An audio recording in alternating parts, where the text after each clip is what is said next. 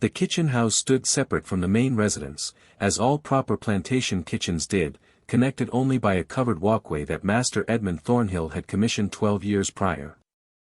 On this particular August night in 1842, the brick structure radiated heat like a furnace, though the cooking fires had burned low to mere embers. The air hung thick and wet, the kind of oppressive humidity that made the South Carolina lowcountry feel like breathing through damp wool. Yet Patience moved through this suffocating atmosphere with mechanical precision, her hands working steadily at the wide oak preparation table that dominated the center of the room. She was alone. This was unusual.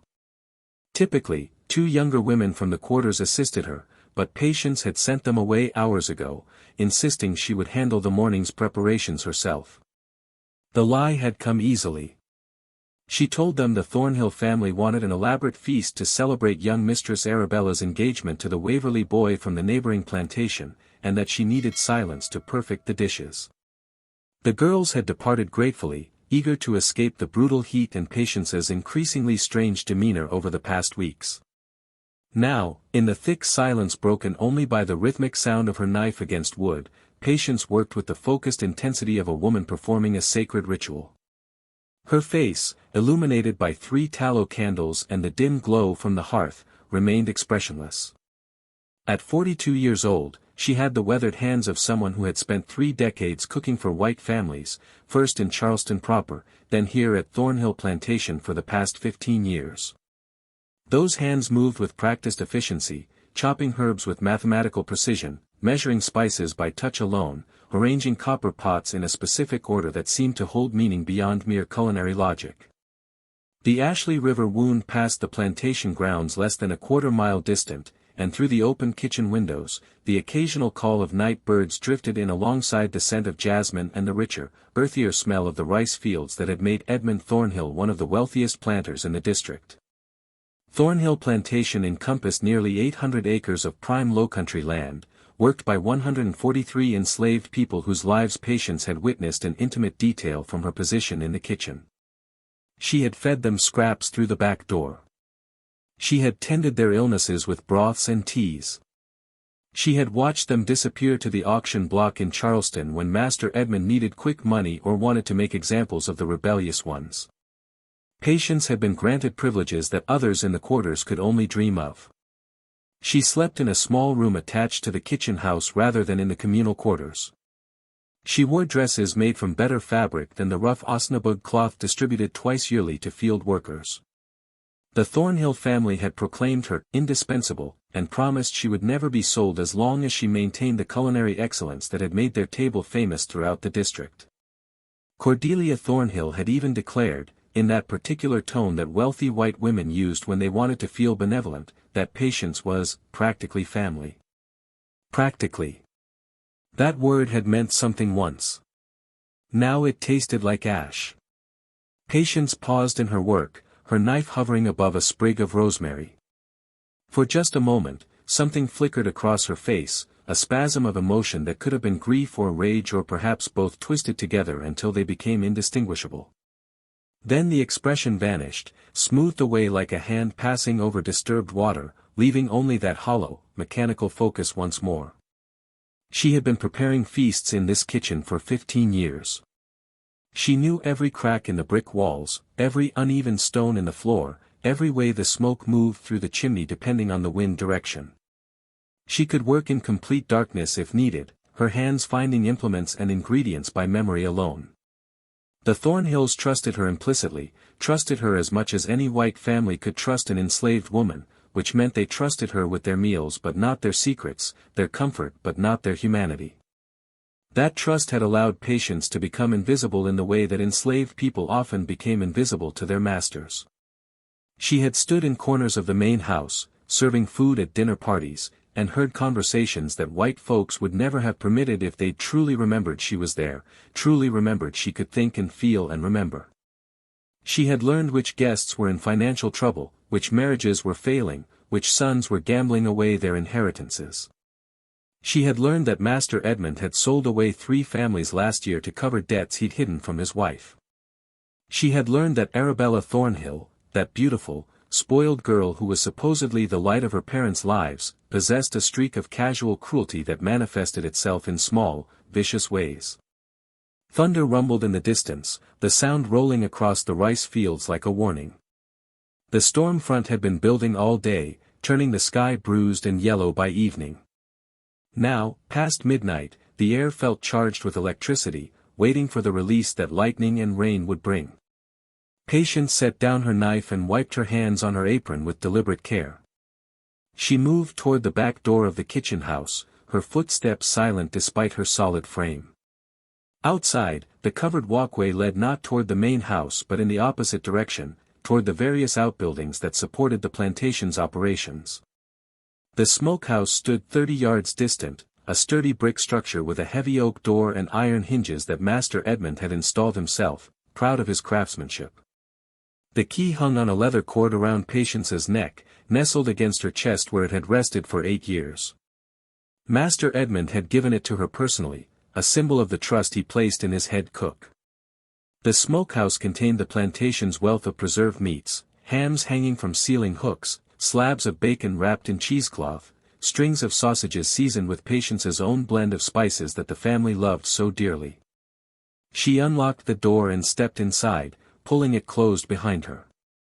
The interior smelled of hickory smoke and salt and the particular sweetness that came from meat cured with brown sugar and molasses. In the darkness, Patience stood perfectly still for a long moment, breathing in the familiar scents, letting her eyes adjust to the deeper blackness within. When she finally moved, it was with that same ritualistic precision she had displayed in the kitchen. Her hands found what she sought without hesitation, though she carried no candle for light.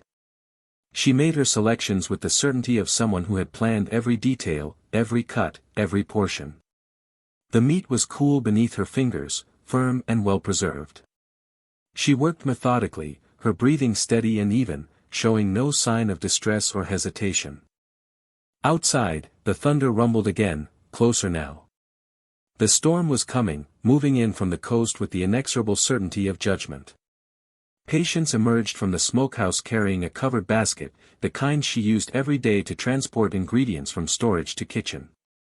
She locked the door carefully, ensuring everything appeared exactly as it should. The key settled back against her chest, still warm from her body. As she walked back toward the kitchen house, lightning finally split the sky, illuminating the grounds in a brief, harsh flash that threw stark shadows across the earth. In that moment of brutal clarity, Patience's face was visible in sharp relief. Her expression remained empty, hollow, as though the woman who had once inhabited that body had departed long ago, leaving behind only the mechanical shell that knew how to move through familiar routines. She had work to do. The feast would need to be perfect.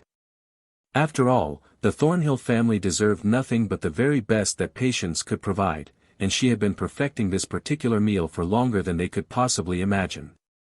The storm broke as she reached the kitchen door, rain beginning to fall in heavy drops that sizzled against the still warm bricks.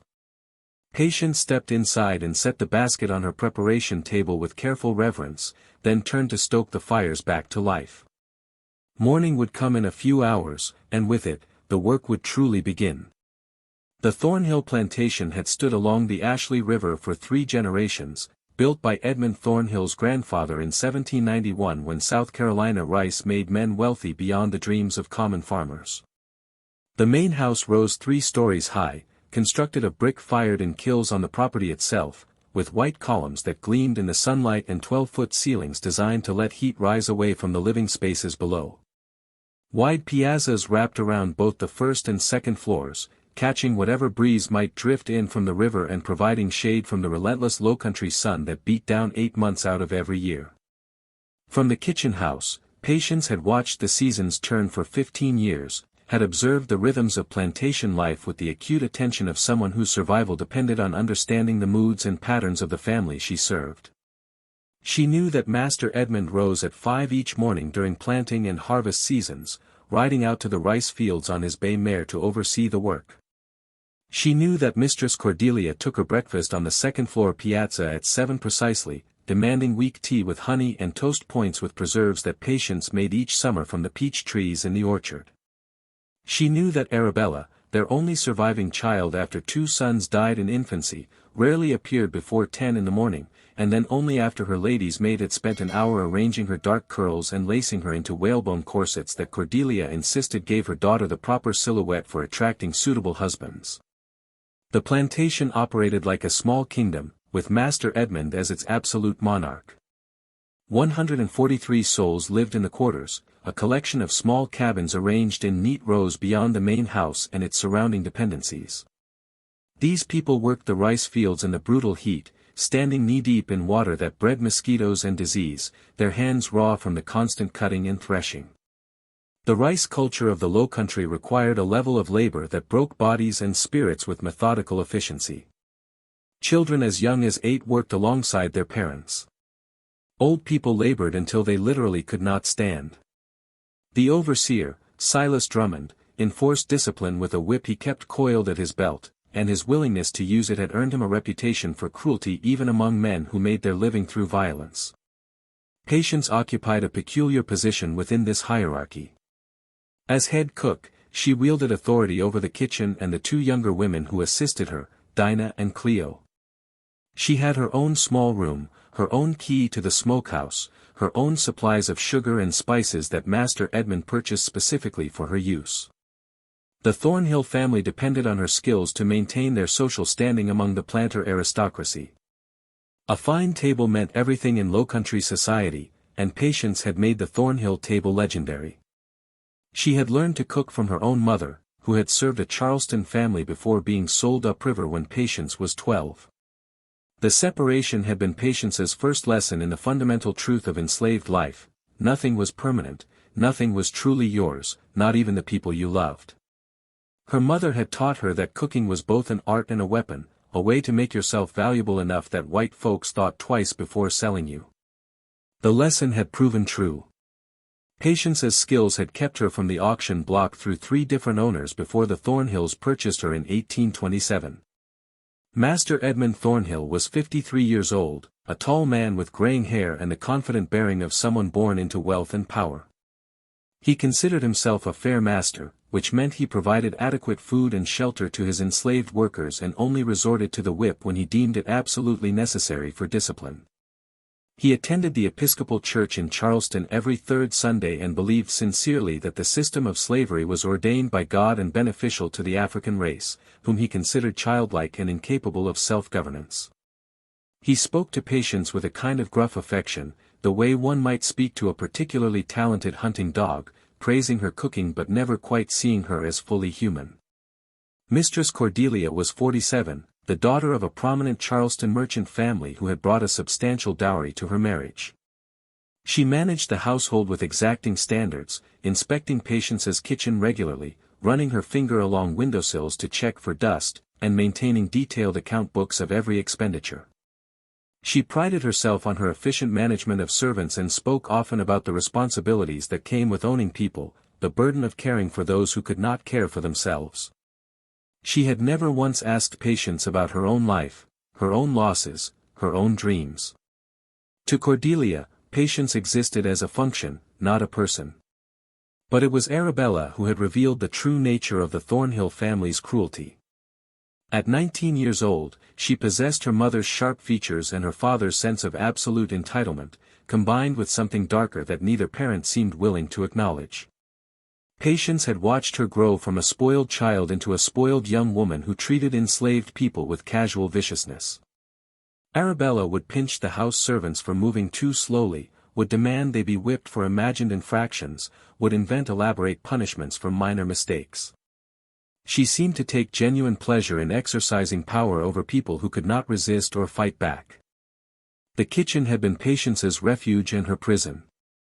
The brick structure stood separate from the main house because cooking fires posed too great a risk to fine homes, but this separation had given Patience a small measure of autonomy. Here, she ruled absolutely. She decided which cuts of meat to use, which vegetables to prepare, which spices to blend. The covered walkway that connected the kitchen to the house created just enough distance that Patience could sometimes pretend she existed in her own world, even though she knew the pretense was a lie. She had cooked thousands of meals in this kitchen. Breakfasts of grits and ham and eggs gathered fresh each morning from the henhouse. Elaborate dinners when the Thornhills entertained guests, roasted ducks with orange glaze, venison with port wine reduction, soups made from turtle meat brought up from the coast, desserts constructed with imported chocolate and vanilla. Her skills had made her valuable, had earned her praise and privileges, had convinced her for a time that perhaps her mother's strategy of survival through excellence might actually work. The Thornhills had promised Patience she would never be sold. They had told her repeatedly that she was part of the family, using that word as though it carried meaning across the fundamental divide of ownership. They had allowed her small liberties, the ability to tend a garden plot behind the kitchen house, the right to keep chickens for eggs, the freedom to move about the plantation grounds without requiring permission. These privileges had seemed like genuine kindness once, back before Patience understood that kindness offered by someone who owned you was not kindness at all, merely the temporary withholding of cruelty. The trust the family placed in her had been absolute. She handled their food every single day. She had access to their pantries, their storerooms, their supplies. She knew their routines, their preferences, their schedules. She stood in their dining room while they ate, refilling glasses and removing plates, present but invisible in the way that enslaved servants were always invisible when white folks wanted privacy. She heard their conversations about politics and money and other plantation families. She learned their secrets. That trust had made them vulnerable in ways they never considered, because considering such vulnerability would have required acknowledging that Patience possessed the intelligence and agency to exploit it. To acknowledge those qualities would have undermined the entire fiction that allowed them to sleep peacefully at night while owning human beings. So they remained blind, convinced of their own safety, certain that the people they owned accepted their condition with the same resignation that children accept parental authority. Patience had accepted nothing. She had observed. She had remembered. She had waited. And now, in the summer of 1842, 15 years after arriving at Thornhill Plantation, she had finally acted on knowledge accumulated through a decade and a half of forced intimacy with the family who claimed to value her while denying her humanity. The morning after her midnight preparations, Patience rose at 4 as always, though she had not slept. She banked the kitchen fires that she had kept burning low through the night. She mixed biscuit dough with practiced efficiency, her hands moving through familiar motions. When Dinah and Cleo arrived at 5:30, they found everything as it should be, the kitchen warm and ready, Patience already working on the breakfast preparations. The younger women exchanged glances, noting the dark circles under Patience's eyes, but they knew better than to question her. Patience had become increasingly remote over the past months, speaking only when necessary, her face settling into that hollow expression that frightened them in ways they could not articulate. The breakfast went to the main house at 7 precisely. The Thornhills ate without comment, as they did every morning, never wondering about the hands that prepared their food or the mind that controlled those hands. Patience stood against the dining room wall while they ate, her face professionally blank, watching them consume the eggs and biscuits and ham with the entitled thoughtlessness of people who had never questioned where their next meal would come from. Thunder rumbled again in the distance.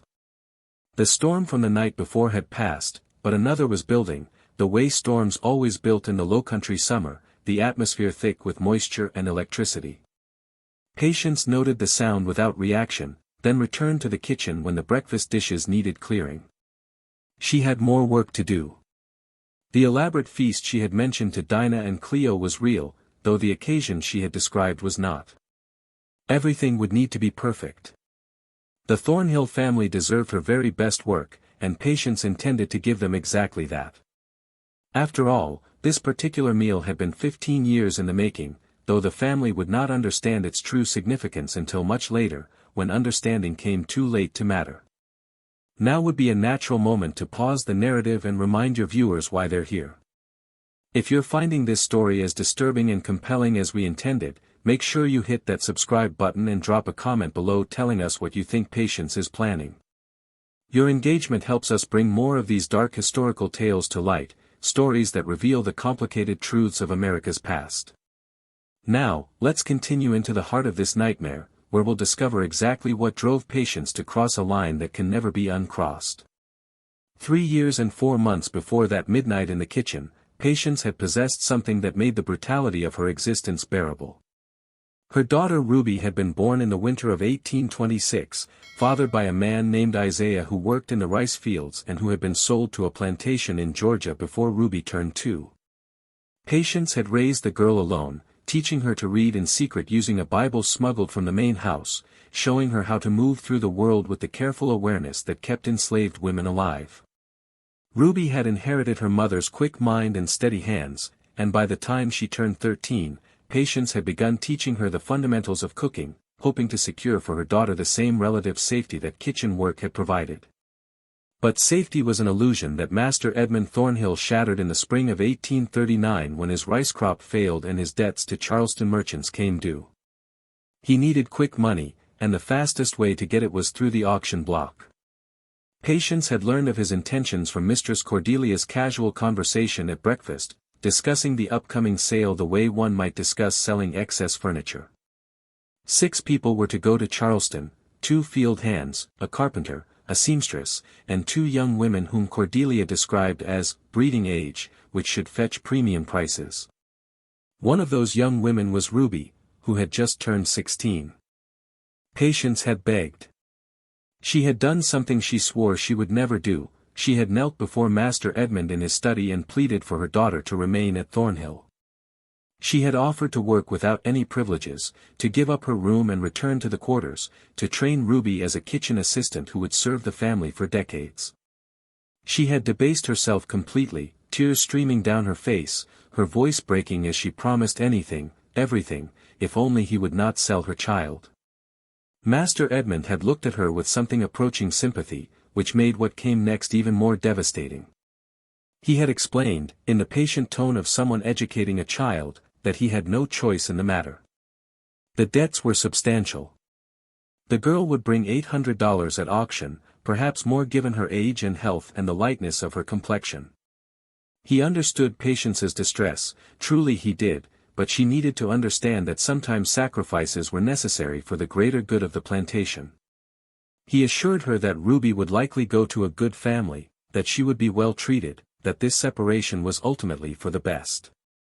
Then he had stood and guided Patience firmly toward the door, his hand on her shoulder in a gesture that he probably thought was kind.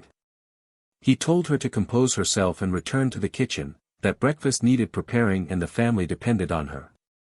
As she reached the doorway, he had added one final thought: she should be grateful that he valued her skills enough to keep her at Thornhill, that many masters would have sold mother and daughter together and been done with it. Patience had not composed herself. She had walked to the kitchen in a daze, her mind fracturing under the weight of helplessness. She had stood at her preparation table, staring at her hands, these hands that had fed the Thornhills for 12 years, and wondered what good any of her skills were if they could not protect the only person she loved. Ruby was sold on May 3, 1839, at Ryan's auction house on Chalmers Street in Charleston. Patience was not permitted to accompany her daughter to the city. She learned later that a planter named Garrett Huxley from a plantation called Riverside, located 15 miles north along the Ashley River, had purchased Ruby for $750. The number burned itself into Patience's mind. Her daughter's entire existence, reduced to a figure in a ledger book. For 3 years, Patience had endured. She had continued cooking, continued serving, continued existing in the hollow way that people exist when their reason for living has been torn away. She had not seen Ruby in all that time. Communication between plantations was restricted, letters for enslaved people were forbidden, and the 15 miles might as well have been 1,000. Patience knew only what occasional gossip brought her, that Ruby worked in the Riverside fields, that Garrett Huxley ran a harsher operation than Thornhill, that the girl had grown thin and quiet. Then, on a June night in 1842, Ruby had come home. She had run away from Riverside, risking everything for the chance to see her mother one more time. She had traveled at night, hiding during the day, following the river south until she reached Thornhill land. She had arrived after midnight, slipping past the night watchman, making her way to the kitchen house where she knew her mother would be. Patience had been preparing bread dough for the morning when she heard the soft knock, and when she opened the door to find her daughter standing there, gaunt and exhausted and terrified but alive. Something in her chest had broken and mended simultaneously. They had 3 hours together. Ruby had curled against her mother in the small room attached to the kitchen, and Patience had held her daughter the way she had when Ruby was small, stroking her hair, feeling the sharp angles of her shoulders through the rough fabric of her dress. Ruby had whispered stories of Riverside, of the brutal overseer who worked them until they collapsed, of the woman who had died in the fields last month from heat exhaustion, of the nights when Ruby had stared at the ceiling of her cabin and tried to remember her mother's face. Patience had made plans in those 3 hours. She would hide Ruby in the smokehouse during the day. She would bring her food and water. She would figure out a way to convince Master Edmund to purchase her back, or perhaps to help Ruby escape north, though she had no connections and no resources and no real idea how such a thing could be accomplished. The plans were desperate and probably futile, but Patience had constructed them anyway because the alternative was accepting that this brief reunion would end with Ruby being dragged back to Riverside in chains. She never had the chance to attempt any of it. Arabella Thornhill had been unable to sleep that warm June night. She had come down to the kitchen house at 4 in the morning, wanting sweet tea and perhaps some of the lemon cake Patience had made the day before. She had approached quietly, not wanting to wake the servants, intending to help herself and return to bed. Instead, she had found the kitchen empty and heard voices coming from Patience's small room. She had investigated with the entitled curiosity of someone who believed every space on the plantation belonged to her family, and she had discovered Ruby. The girl was a runaway. Arabella had recognized her immediately, remembered her from before the sale, and understood instantly what her presence meant.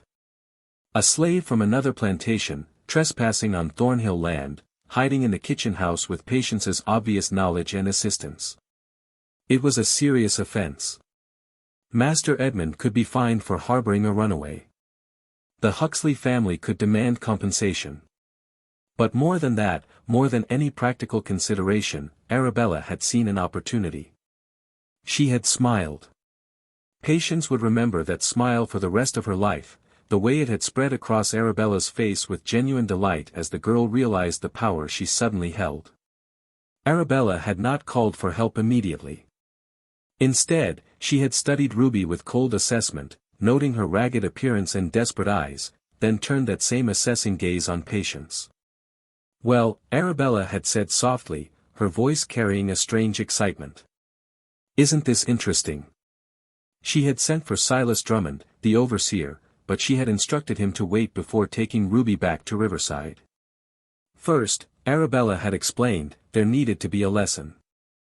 The other servants needed to understand what happened when you helped runaways, when you put your own feelings above the rules that govern plantation life. She had ordered Drummond to set up the whipping post in full view of the quarters, and she had demanded that every enslaved person on Thornhill plantation be roused from their beds to witness what came next. Ruby was tied to the post as the sun rose. Patience had been forced to stand at the front of the assembled crowd, made to watch as Drummond raised his whip. Arabella had stood beside her father on the piazza, and she had been the one to give the order to begin. 20 lashes, she had declared. 20 lashes to teach the girl about trespassing and theft, because coming onto Thornhill land without permission was theft of their hospitality, their generosity. Patience had tried to look away. Mistress Cordelia, standing beside her daughter, had grabbed Patience's face and forced her to watch, hissing that she needed to see the consequences of her actions, the trouble she had caused by encouraging this behavior. Ruby had screamed.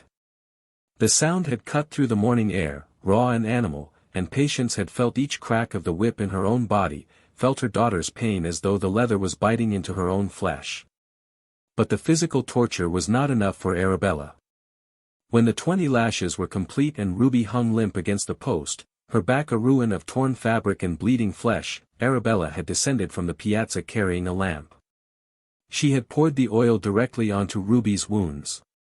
The girl's screams had reached a pitch that did not sound human, a sound of agony so pure and complete that several people in the crowd had turned away despite the order to watch. Arabella had stepped back, examining her work with the critical eye of an artist assessing a painting, and then she had spoken words that Patience heard in her nightmares every night since. There, Arabella had said with satisfaction. Now she'll remember that Thornhill land is not for stealing. Ruby had been returned to Riverside that afternoon, delivered in the back of a wagon because she could no longer walk. Garrett Huxley had accepted her return with obvious displeasure at her condition, not out of any concern for Ruby's suffering but because a worker too injured to labor was worthless to him. He had demanded compensation from Master Edmund for the loss of her work time, and the two men had negotiated a settlement while Ruby lay delirious with pain in the wagon bed. Patience had been locked in her room, prevented from saying goodbye, from offering any comfort to her daughter. Through the window, she had watched the wagon depart, carrying Ruby back to Riverside, and she had known with terrible certainty that her daughter would not survive. The infection had set in within 2 days. The lamp oil had prevented the wounds from healing properly, introducing toxins into Ruby's bloodstream that her weakened body could not fight. A house servant from Riverside who had connections at Thornhill had managed to get word to Patience: Ruby was dying. She was asking for her mother. She was calling Patience's name in her delirium. Patience had begged Master Edmund for permission to go to Riverside, to sit with her daughter in her final hours. He had refused. Leaving the plantation required a pass, and he would not issue one for such a purpose. The girl was no longer Thornhill property, he had explained. She was Garrett Huxley's problem now. Patience needed to focus on her duties rather than on matters she could not change. Ruby had died on the 4th day after the whipping, alone except for the other enslaved workers at Riverside who had tried to comfort her. She had been 16 years old. Her body had been buried in an unmarked grave in the corner of Riverside's burial ground, a place Patience had never seen and would never be permitted to visit. On the morning after Ruby's death, when news finally reached Thornhill, Patience had served breakfast to the family as usual. She had stood in the dining room, holding a platter of biscuits, while the Thornhills discussed their plans for the day. Arabella had been excited about a dress that was being delivered from Charleston, a blue silk with Belgian lace that would be perfect for the summer parties. She had chattered happily about the upcoming social season, about which young men would be attending which events, about her prospects for an advantageous marriage. At one point, Mistress Cordelia had glanced at Patience and commented that she looked unwell, that perhaps she was coming down with something. She had suggested Patience take a dose of tonic after breakfast and rest for an hour. The concern in her voice had been genuine in its way, the kind of concern someone shows for a valuable possession that seems to be malfunctioning. Patience had thanked her quietly and returned to the kitchen. She had not taken the tonic. She had not rested. Instead, she had stood at her preparation table, staring at her hands, and felt something fundamental shift inside her consciousness. The woman who had begged Master Edmund for mercy, who had believed that excellence and obedience might provide some measure of protection, who had held on to hope that tomorrow might somehow be better than today, that woman had died along with Ruby in that unmarked grave 15 miles north. What remained was something colder, something capable of patience in its truest sense, the ability to wait for exactly the right moment, to plan with meticulous care, to transform grief and rage into something focused and purposeful. Arabella Thornhill had created this new version of patience when she poured that lamp oil onto Ruby's back. The girl had destroyed the last thread connecting Patience to the belief that mercy or humanity existed anywhere in the world she inhabited. From that day forward, Patience had begun to plan. She had 2 months to prepare, 2 months to consider every detail, every possible outcome, every step of what needed to be done. She had moved through those months like a ghost, performing her duties with mechanical precision while her mind worked through the logistics of revenge. No one had noticed the change in her beyond that increasing remoteness that the other servants found unsettling. The Thornhills had certainly not noticed. They had continued eating her food, trusting her completely, never once wondering what thoughts moved behind her hollow eyes. Now, standing in her kitchen in the aftermath of that midnight in August, Patience felt no hesitation, no doubt, no fear. She had crossed a threshold that could never be recrossed, and she had done so with full awareness of what it would cost. Ruby was gone. The life Patience had endured for 42 years had become unbearable. What remained was the simple question of whether she would die having done nothing or die having made the Thornhills understand, truly understand, what they had taken from her. She had chosen understanding. And now, as morning light filtered through the kitchen windows and the day's work stretched before her, Patience returned to her preparations with steady hands and empty eyes, ready to complete what she had begun. If you're still with us after that devastating revelation, we need you to do something. Hit that subscribe button right now, because stories like this, stories about the reality of what enslaved people endured and the lengths they went to for justice, need to be told and remembered. Drop a comment below and tell us, can revenge ever be justified when someone has lost everything? Your engagement keeps these historical truths alive. Now, let's move forward into the horrifying execution of Patience's plan, where calculated patience meets the point of no return. The 2 months between Ruby's death and that August midnight had transformed Patience into something methodical and precise, a woman operating according to a plan that existed fully formed in her mind like an architect's blueprint. She had learned patience in its truest sense during 42 years of enslavement, the ability to wait through unbearable circumstances for a moment that might never arrive, and now she applied that hard-won discipline to a singular purpose that consumed her every waking thought. The first element of her plan required access to laudanum, the opium-based tincture that doctors prescribed for everything from headaches to consumption. Mistress Cordelia kept a bottle in her bedroom cabinet, using it occasionally for the nervous complaints that afflicted women of her class. Patience had observed this over years of bringing breakfast trays to the second floor, had noted where the key to the cabinet was hidden, had calculated how much liquid could be removed without the theft becoming obvious. She began taking small amounts in late June, just a few drops at a time, transferring the laudanum to a tiny bottle she kept hidden in the flour bin in the kitchen. The theft was risky but necessary. She needed enough to ensure Arabella would be drowsy and disoriented when the moment came, but not so much that the girl would be incapacitated entirely. The plan required Arabella to walk to the river on her own feet, to appear as though she were simply taking her usual evening constitutional when she disappeared. Arabella had developed a habit of evening walks during the oppressive summer heat. She would leave the house around sunset, when the worst of the day's temperature had passed but before full darkness fell, and stroll along the path that led through the live oaks down to the Ashley River. She went alone, enjoying the solitude and the slight breeze that sometimes came off the water. Mistress Cordelia had expressed concern about her daughter walking unaccompanied, but Arabella had insisted that she remained on Thornhill land and could handle herself. Besides, she had said with casual cruelty, if any of the slaves tried to approach her, they knew what would happen to them. Patience had learned this routine through careful observation, noting the times Arabella departed and returned, the path she took, the length of her absences. The girl was predictable in the way that people who had never experienced real danger were predictable, assuming that her status and her skin color provided absolute protection.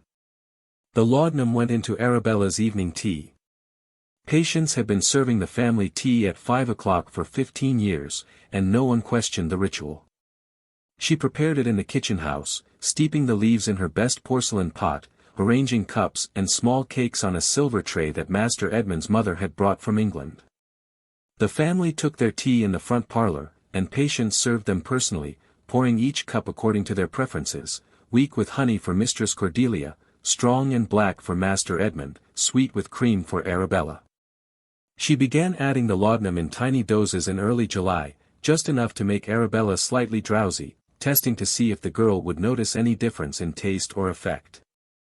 The opium flavor was bitter, but the cream and sugar masked it effectively.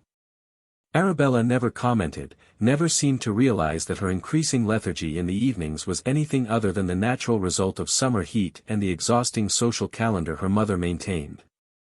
Patience increased the dosage gradually over the following weeks, conditioning Arabella's body to expect the drug, making the drowsiness seem normal and unremarkable. By early August, the girl was taking enough laudanum each evening to make her movements slow and her thinking fuzzy, though not enough to raise alarm or prevent her from taking her evening walks.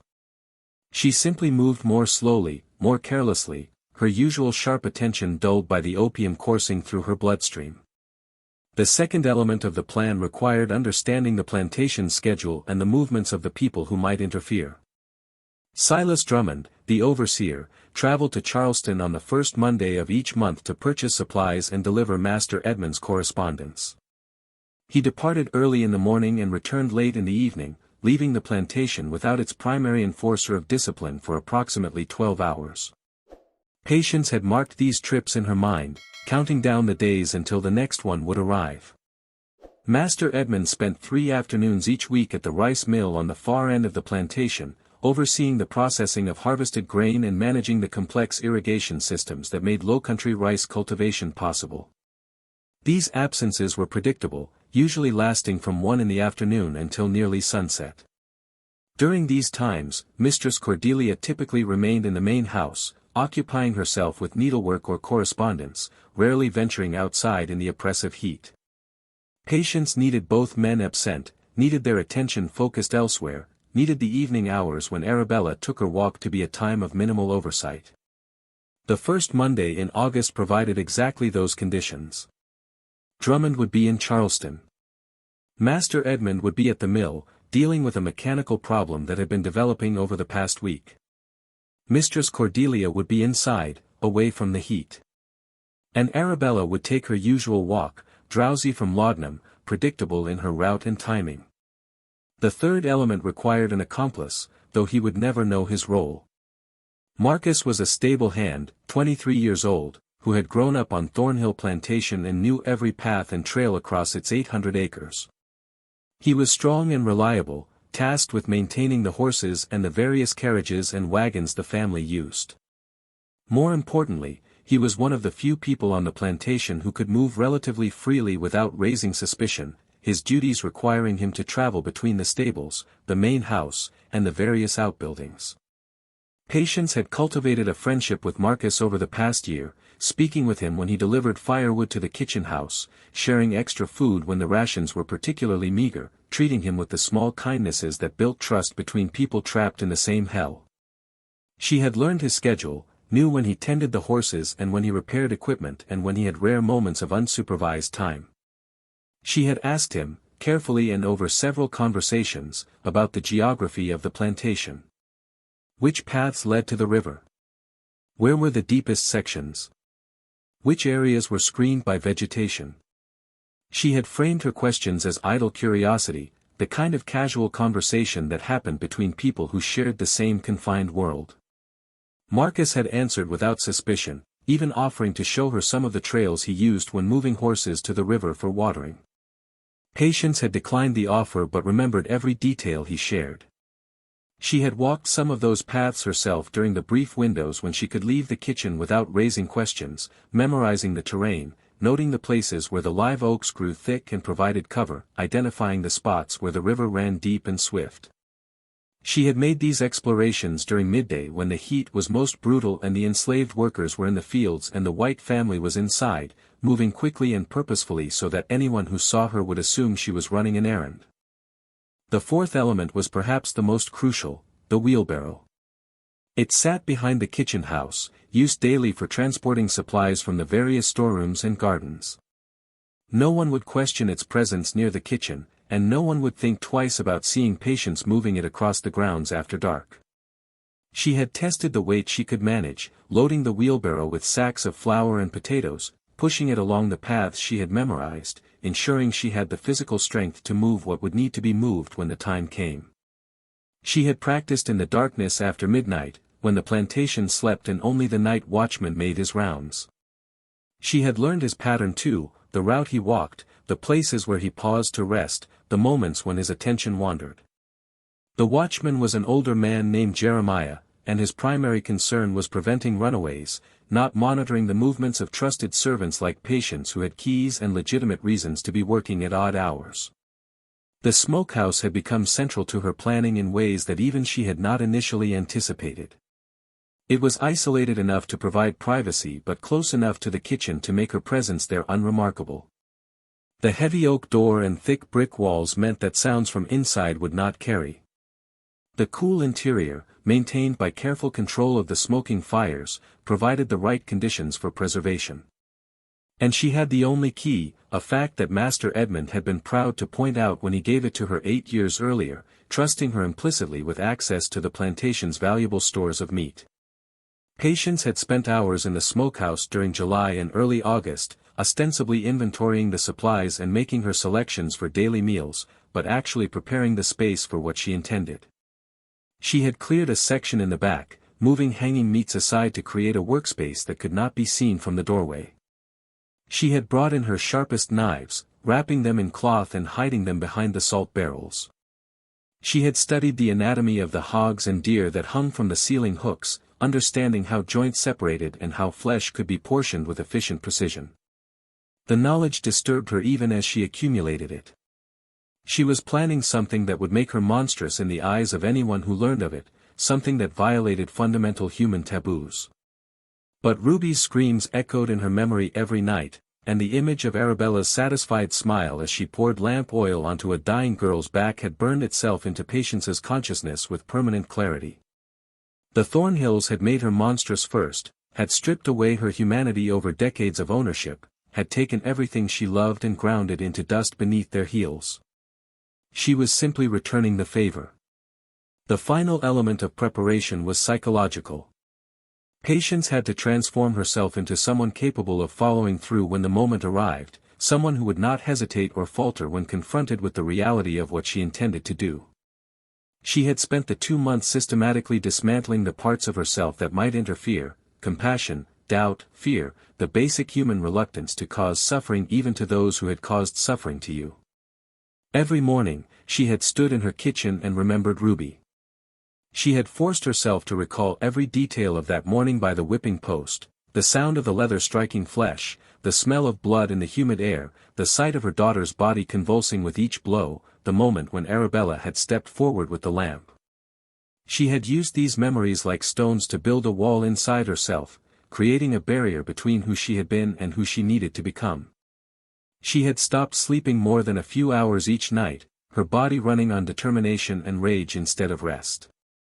She had stopped eating except what was necessary to maintain her strength.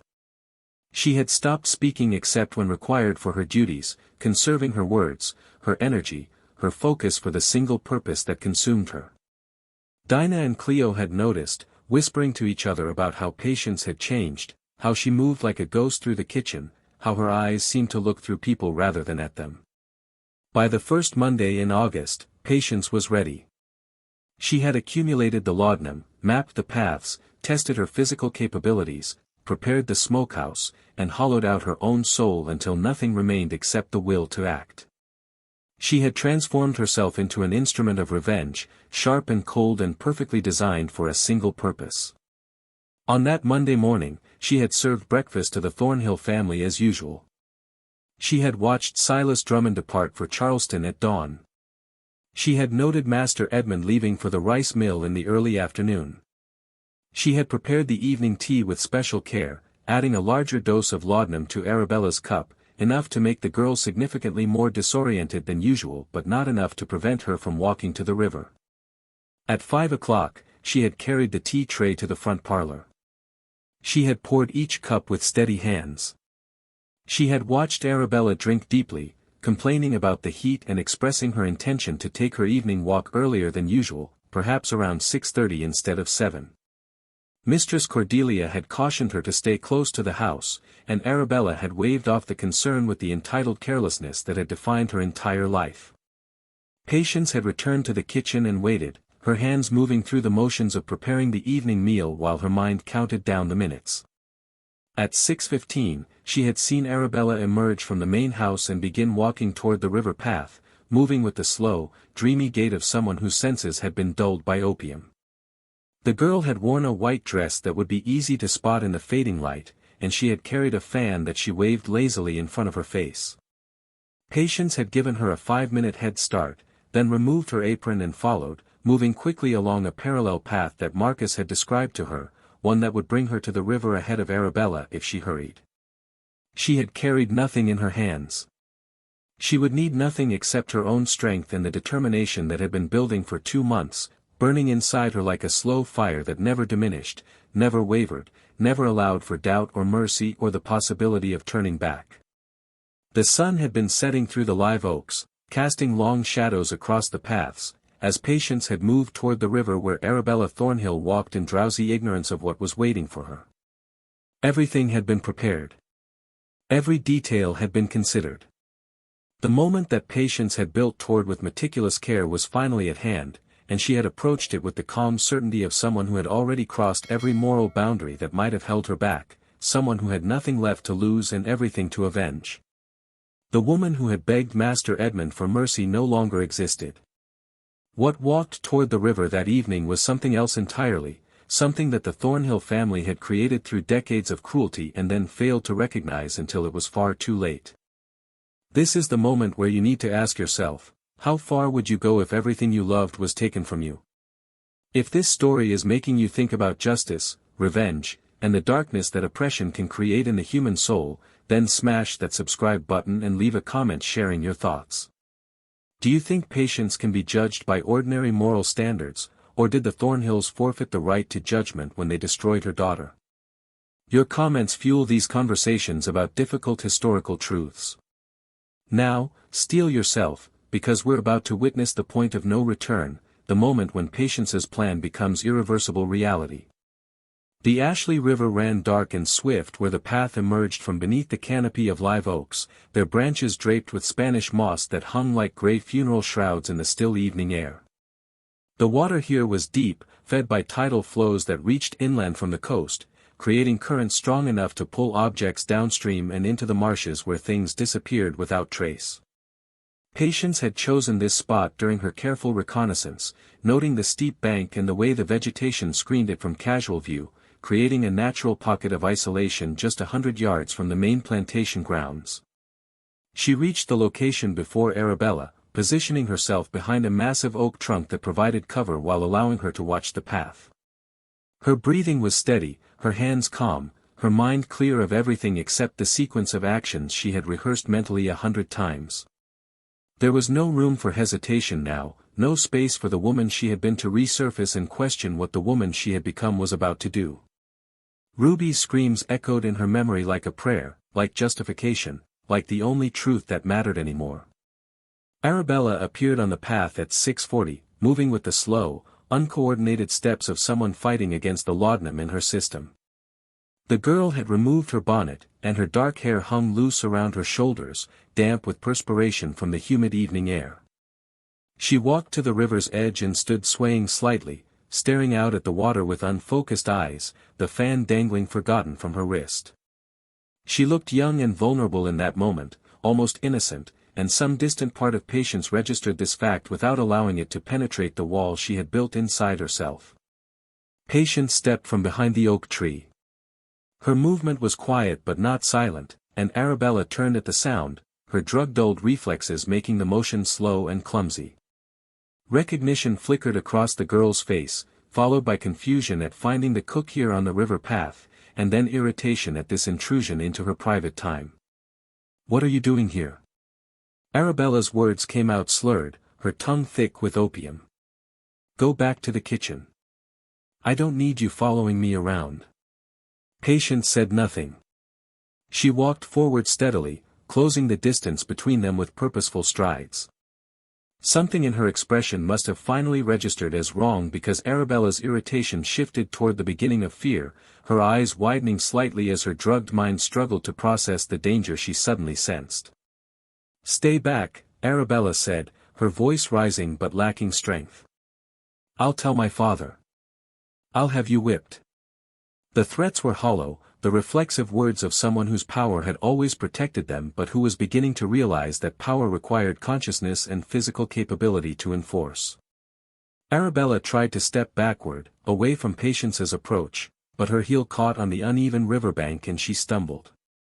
Her arms windmilled, seeking balance that the laudanum would not allow her to find. Patience caught her.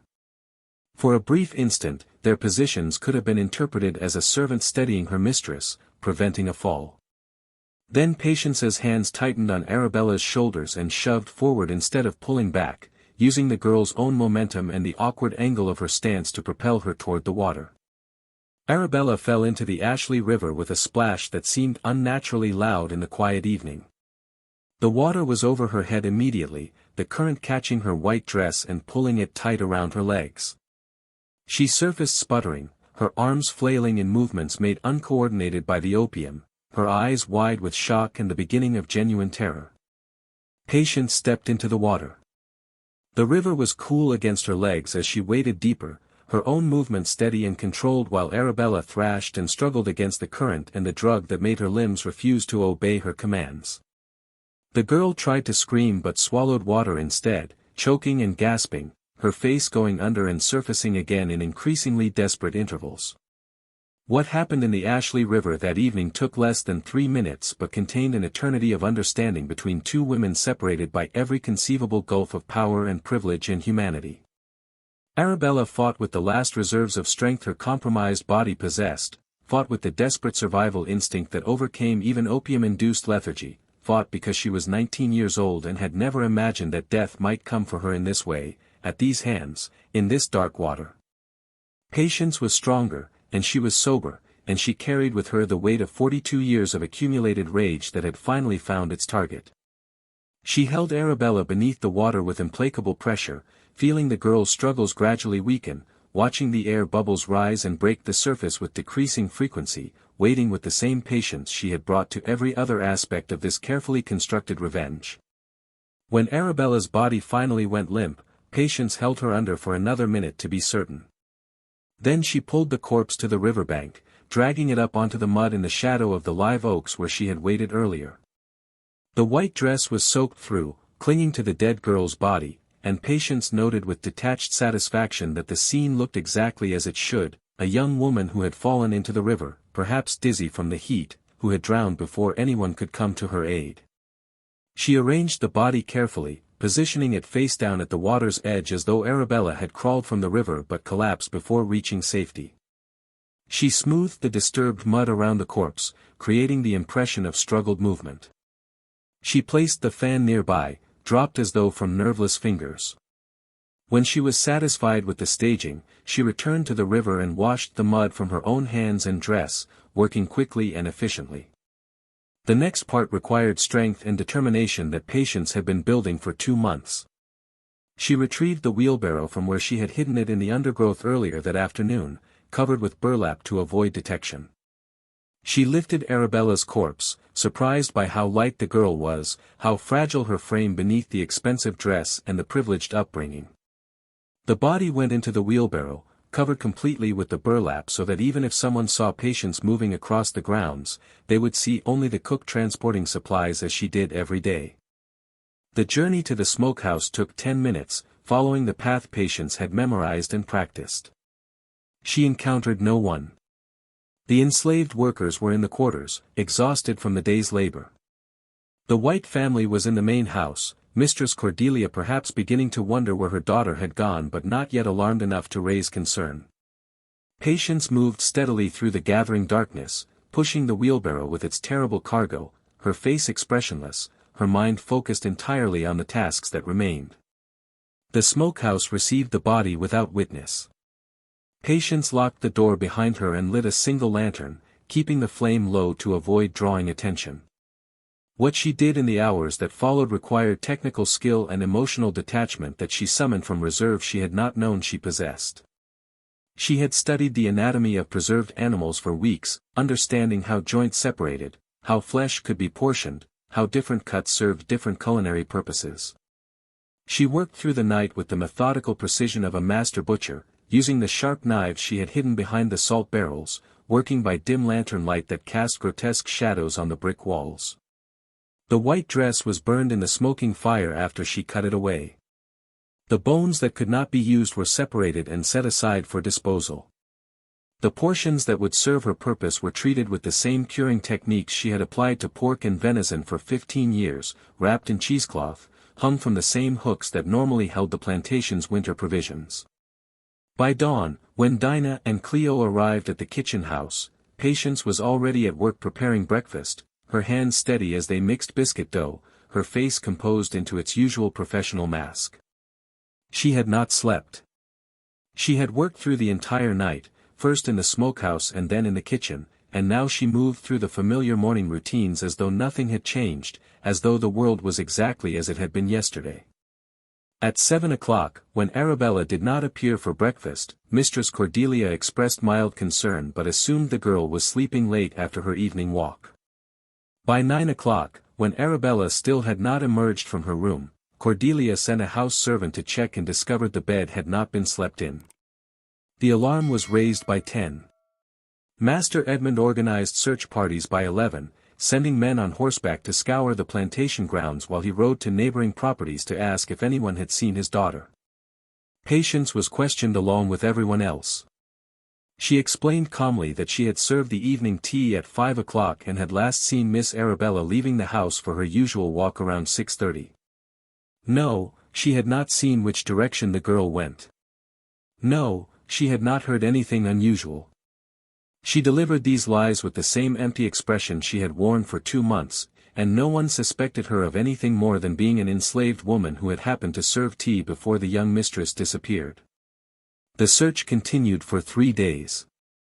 Men dragged sections of the Ashley River with nets and grappling hooks. They combed through the rice fields and the wooded areas of the plantation.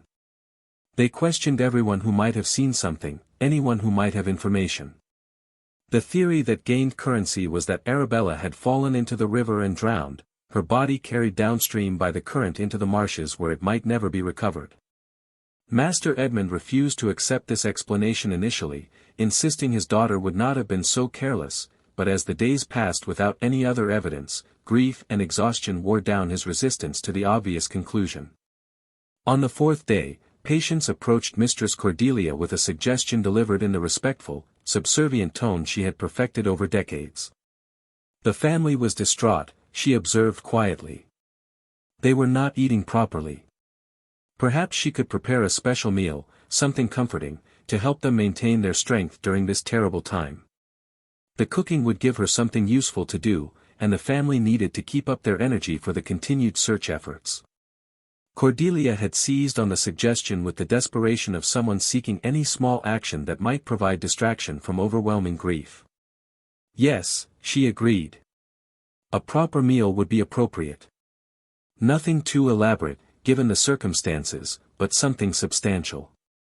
She trusted Patience completely to prepare whatever she thought best. Patience had returned to the kitchen and begun the most elaborate preparation of her life. She worked for 12 hours straight, creating dishes that showcased every skill she had accumulated through 3 decades of cooking. The main course was slow-roasted meat with her specialty plum glaze, the recipe that had made her famous among the planter families of the Lowcountry. She prepared it exactly as she always did, with the same attention to temperature and timing, the same careful application of the sweet tart glaze that caramelized during roasting into a glossy, appetizing finish. The meat came from the smokehouse, carefully selected portions that had been curing for 3 days, treated with the same techniques she used for pork. She seasoned them with rosemary and thyme and black pepper, herbs that Master Edmund particularly enjoyed.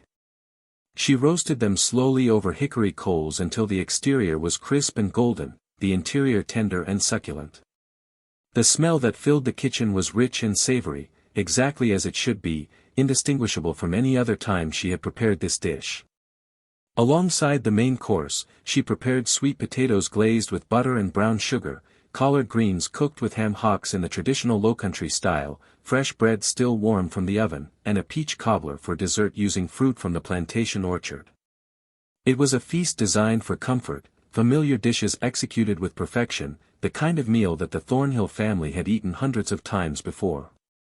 She served the dinner at 6 o'clock on the evening of the 4th day after Arabella's disappearance. Master Edmund, Mistress Cordelia, and Edmund's brother Robert, who had come from Charleston to assist with the search, sat in the dining room while Patience brought in platter after platter. The family had eaten almost nothing for days, surviving on weak tea and toast, and the sight and smell of proper food awakened appetites they had not realized they still possessed. They ate with the desperate hunger of grief-stricken people seeking distraction in physical sensation. Master Edmund took 3 servings of the roasted meat, praising Patience's glaze as he always did, remarking that she had outdone herself. Mistress Cordelia ate more delicately but with evident appreciation, noting that the meat was particularly tender, practically melting on the tongue. Robert commented that it was the finest meal he had eaten in months, asking what cut Patience had used and whether she might share the recipe with his own cook. Patience stood against the dining room wall throughout the meal, her face professionally blank, watching every bite they took with the focused attention of someone witnessing the culmination of a plan that had required every resource she possessed. She refilled their glasses with wine imported from France. She brought fresh bread when the basket emptied. She cleared plates and brought the dessert. She performed her duties with the mechanical precision that had defined her work for 2 months, and the Thornhill family noticed nothing unusual beyond her customary excellence. When the meal was finished and Master Edmund had praised her cooking once again, thanking her for thinking of the family's needs during such a difficult time, Patience had accepted the gratitude with a quiet nod and returned to the kitchen. She stood at her preparation table in the empty room, her hands resting on the worn oak surface, and felt absolutely nothing. No satisfaction. No horror. No sense of completion. Just the hollow emptiness that had consumed her since the morning Ruby died in that unmarked grave 15 miles north. The wall she had built inside herself remained intact, keeping at bay whatever reactions a person was supposed to feel after crossing boundaries that human societies had established over millennia. She had become exactly what the Thornhill family had made her, something less than human, or perhaps something more than human, a creature of pure purpose operating beyond the constraints of conventional morality. The feast was complete. The Thornhill family had consumed her offering with gratitude and praise. And Patience still had one more act to perform before her revenge would be finished. The most important act. The revelation that would transform their satisfied fullness into a horror that would poison every remaining moment of their lives. But that would wait for tomorrow. Tonight, she cleaned her kitchen with the same methodical care she brought to everything else, washing each dish and returning every implement to its proper place, preparing the space for whatever morning would bring. Outside, the search parties had finally given up for the day, exhausted men returning to their homes with the resigned belief that Arabella Thornhill had drowned in the Ashley River and her body was gone forever. Only Patience knew the truth. And tomorrow, she would make certain that the Thornhill family knew it too. If you're still watching after that deeply disturbing scene, you understand why these stories matter. They force us to confront the absolute horror of slavery and what it drove people to do. Hit that subscribe button and tell us in the comments, has Patience become a monster, or was she made into one? Your engagement with difficult history is how we ensure these truths aren't forgotten. Now, prepare yourself for the final chapter, where Patience reveals everything and faces the consequences of her unspeakable revenge. The morning of the 5th day dawned with the oppressive heat that characterized August in the South Carolina lowcountry, the sun rising through layers of humidity that made the air shimmer and distort. Patience had not slept. She had spent the night in her small room attached to the kitchen house, sitting upright in a wooden chair, waiting for dawn with the same mechanical patience that had defined every action since Ruby's death. Her hands rested folded in her lap. Her eyes stared at nothing. The woman who had once begged for mercy, who had once believed that survival required submission, had been burned away completely, leaving only this hollow shell that knew exactly what needed to be said and felt no hesitation about saying it. At 6 o'clock, she walked to the main house. The morning was still, no breeze moving through the live oaks, the plantation grounds quiet except for the distant sounds of enslaved workers beginning their day in the fields. Patience climbed the steps to the piazza and knocked on the front door, an action she had never taken before in 15 years. House servants used the back entrance. Kitchen workers did not approach the family's private quarters uninvited. The transgression of this simple act announced that something fundamental had shifted. A house servant named Eliza answered, her eyes widening in surprise at finding Patience standing at the front door. Before Eliza could speak, Patience said in a flat, emotionless voice that she needed to speak with Mistress Cordelia immediately. It was urgent. It concerned Miss Arabella. The mention of the missing girl was enough to ensure compliance. Eliza disappeared into the house and returned moments later to escort Patience to the morning room where Cordelia took her breakfast. Mistress Cordelia sat at a small table near the window, still in her dressing gown, her face haggard from days of grief and sleepless nights. She looked up when Patience entered, hope flashing across her features before being replaced by confusion at the cook's presence. She dismissed Eliza with a wave of her hand, then turned her full attention to Patience, leaning forward in her chair. "Do you have news?" Cordelia's voice cracked with desperate hope. "Have they found her? Have they found my daughter?" Patience stood in the center of the room, her hands clasped in front of her, her posture respectful and subservient in the way that white families expected. But her face held no expression at all, no grief, no sympathy, no recognition of the suffering woman before her. When she spoke, her voice was as empty as her eyes. "Yes, ma'am. I know where Miss Arabella is." Cordelia stood so quickly that her chair tipped backward, clattering against the floor. "Where? Tell me immediately. Is she alive? Is she hurt?" "She's dead, ma'am. Has been dead for 4 days now." The words hung in the air between them, delivered without inflection, without emotion, simple statements of fact. Cordelia swayed, her hand reaching for the table to steady herself, her face draining of color. Her mouth opened and closed several times before sound emerged. "How do you know this? Where is she? Where is my daughter's body?" "There is no body, ma'am. Not anymore." Something in Patience's tone penetrated Cordelia's grief-addled mind, some quality that suggested this conversation was not going to follow any pattern the white woman could have anticipated. Cordelia stared at the cook, truly seeing her for perhaps the first time in 15 years, and what she saw in those hollow eyes made her take an involuntary step backward. "What do you mean there's nobody?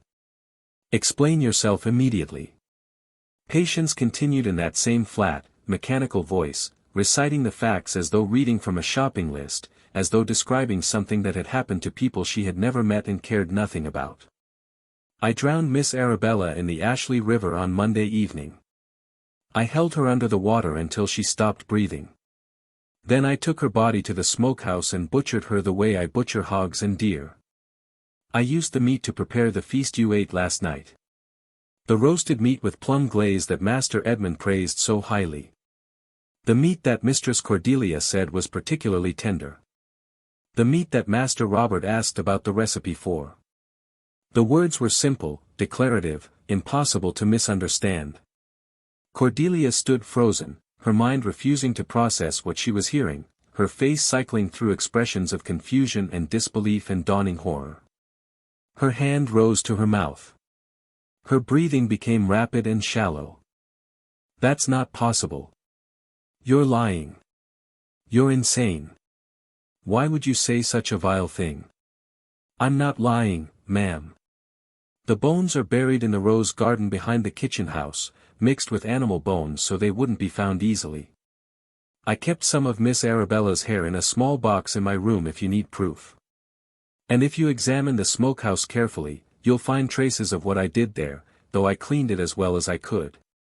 Cordelia's legs gave out. She collapsed into her chair, her face now completely white, her hands trembling violently. She stared at Patience with an expression that contained nothing human, nothing that could be communicated through language, only pure existential horror at understanding that the impossible was true. "Why?" The word came out as barely a whisper. "Why would you do such a thing?" For the first time, something flickered in Patience's eyes. Not quite emotion, but the shadow of emotion, the ghost of the woman who had died when Ruby died.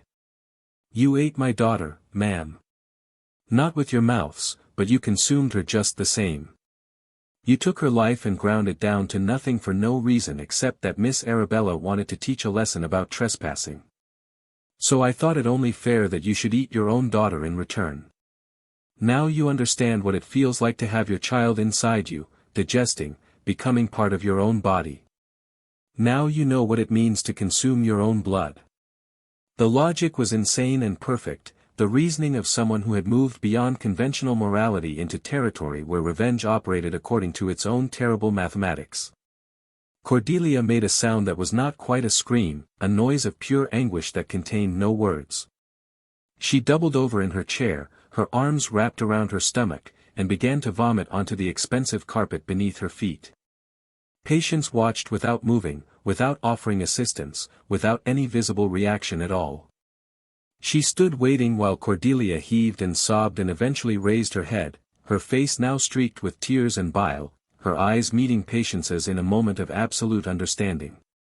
Everything between them was laid bare. All the pretense of benevolence, all the illusions of mutual affection, all the lies that slavery required both parties to maintain were burned away, leaving only the raw truth of what their relationship had always been. Master Edmund appeared in the doorway, drawn by the sounds of his wife's distress. He took in the scene, Cordelia collapsed and weeping, vomit on the carpet, Patience standing calmly in the center of the room, and his face darkened with confused anger. "What is happening here? What have you done to my wife?" Patience turned to face him, and she repeated her confession word for word, her voice never wavering, her eyes never leaving his face. She watched his expression transform from anger to disbelief to comprehension to a rage so complete that it turned his face purple. He lunged toward her, his hands reaching for her throat, but Patience did not flinch or try to escape. She stood perfectly still and allowed him to strike her, his fists connecting with her face and body with the full force of his fury. She did not fight back. She did not cry out. She simply endured the beating with the same empty acceptance she had brought to every other aspect of her plan. Master Edmund hit her until his arms grew tired, until his knuckles were bloody, until his rage exhausted itself against her complete lack of resistance. When he finally stepped back, breathing heavily, Patience was on the floor, her face swelling and bleeding, but her eyes remained open and fixed on his with that same hollow stare. "Hang her," Cordelia sobbed from her chair. "Hang her immediately. Burn her. Kill her." But Master Edmund understood something that his wife, in her shock and grief, did not yet grasp. He understood that Patience's revelation created an impossible situation. If they reported what she had done, if they brought in the authorities and held a trial, the entire story would become public. Everyone in the Low Country would know that the Thornhill family had eaten their own daughter's flesh. The disgrace would destroy them more thoroughly than any financial ruin. Their name would become synonymous with the most grotesque horror imaginable. No amount of punishment inflicted on Patience could erase that stain.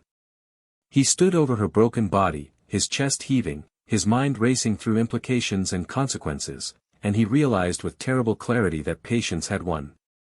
Even in defeat, even facing certain death, she had achieved a revenge that would outlive her, that would poison the Thornhill family's existence for whatever years they had remaining. She had made them into monsters in their own eyes and ensured that every meal they ate for the rest of their lives would be shadowed by the memory of what they had consumed. "Get her out of my sight," he said finally, his voice shaking. "Lock her in the smokehouse. I need to think." 2 house servants were summoned to drag Patience from the morning room. She did not resist as they pulled her across the floor and down the steps, her body limp and unresponsive. They locked her in the smokehouse as instructed, leaving her in the darkness among the hanging meats, and she lay on the brick floor exactly where they dropped her, staring at nothing, waiting for whatever came next with complete indifference. Master Edmund sent for the county sheriff that afternoon, a man named Thaddeus Blackwood who owed the Thornhill family numerous favors. The story they constructed together was simpler than the truth. Patience had murdered Arabella in a fit of madness, drowning her in the river and then disposing of the body in a way that would never be specified in detail. The confession had been obtained. The punishment would be swift. No trial was necessary, given the circumstances and the confession. The sheriff had accepted this version readily, asking no questions that might complicate matters. Patience was tried in a closed proceeding that lasted less than an hour. She was asked if she had murdered Arabella Thornhill, and she answered yes in that same flat, emotionless voice. She was asked if she had anything to say in her defense, and she said nothing at all, simply stared ahead with empty eyes. The verdict was predetermined. Death by hanging, to be carried out publicly as an example to other enslaved people about the consequences of violence against white families. She was hanged on the morning of the 8th day after Arabella's disappearance, in the town square where enslaved people and white citizens alike were required to witness. Patience walked to the gallows without assistance, her battered face showing no fear, no remorse, no recognition that anything significant was happening. When asked if she had final words, she remained silent. The hood was placed over her head. The rope was secured around her neck. And when the platform dropped, Patience died without making a sound, her body going limp as though it had been waiting for this moment, welcoming the release that came with it. The Thornhill family abandoned their plantation within the year. Master Edmund sold the property at a significant loss to a Charleston merchant who knew nothing of what had happened there. The family moved to Richmond, Virginia, where they attempted to rebuild their lives under a different name, but the shadows of that August never lifted. Cordelia died 3 years later, her health destroyed by an inability to eat more than the bare minimum needed for survival. Master Edmund drank himself to death by 1850, his final years spent in a boarding house, estranged from remaining family members who wanted nothing to do with his disgrace. The story spread despite all efforts to contain it, traveling through the network of communication that existed among enslaved people across the Lowcountry. The tale was whispered in quarters and kitchens, told and retold until it became something almost mythical, a legend about ultimate revenge, about the terrible things that oppression could drive people to do. Some versions made Patience into a hero, a woman who had struck an unimaginable blow against her oppressors. Other versions portrayed her as a cautionary tale, a warning about allowing rage to transform you into the very monster you sought to destroy. The plantation house stood empty for decades, gradually falling into ruin as the Lowcountry changed and the rice economy collapsed. Local people claimed the kitchen house remained active long after it should have been nothing but an empty shell. They reported the smell of cooking meat on windless nights, the sound of someone working methodically in darkness, the sense of presence that suggested Patience had never truly left the place where she had prepared her final, terrible feast. Whether those stories were true or simply the kind of legends that grow around places where unspeakable things have occurred, no one could say with certainty. But the kitchen house was eventually torn down in 1897, burned to the ground by a landowner who claimed he could not rent the property as long as that structure remained standing. The bricks were scattered and the land was plowed under, and whatever remained of Patience's story was buried along with the physical evidence of her existence. But the memory persisted. The story of the enslaved cook who served the masters their own daughter's flesh became part of the dark tapestry of Lowcountry history, a tale that illuminated the depths of horror that the institution of slavery created not just through its routine cruelties but through the ways it twisted human souls into shapes capable of inhuman acts. It was a story without heroes, without redemption, without any lesson except the simple, terrible truth that when you strip people of their humanity for long enough, when you take everything they love and grind it into dust, you create something that operates beyond the boundaries of mercy or morality. Patience had become exactly what the Thornhill family made her. And in becoming that thing, she had destroyed them as completely as they had destroyed her, ensuring that her name and her revenge would outlive them all, whispered in kitchens and quarters across the South as a reminder of what enslaved people were capable of when pushed beyond the limits of human endurance. The Ashley River continues to flow past the land where Thornhill Plantation once stood, dark and swift and carrying its secrets downstream into the marshes where things disappear without trace. And on certain August nights, when the heat is oppressive and the air hangs thick and still, some people claim they can still smell the scent of roasting meat drifting across the abandoned fields, a ghost of the feast that ended 2 families and created a legend that refuses to die.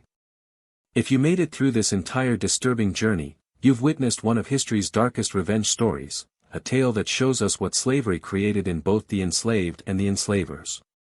This is the kind of uncomfortable history that needs to be told and remembered. Hit that subscribe button right now so you never miss these deep dives into America's darkest chapters. And please, leave a comment below sharing your thoughts on this story. Was Patience's revenge justified? Did the Thornhills get what they deserved? Or did everyone lose their humanity in this tragedy? Your comments keep these important conversations alive. Thanks for watching, and remember, the past isn't just history, it's a mirror showing us what human beings are capable of when pushed to their absolute limits. Until next time, Stay curious about the dark corners of history that shaped our world.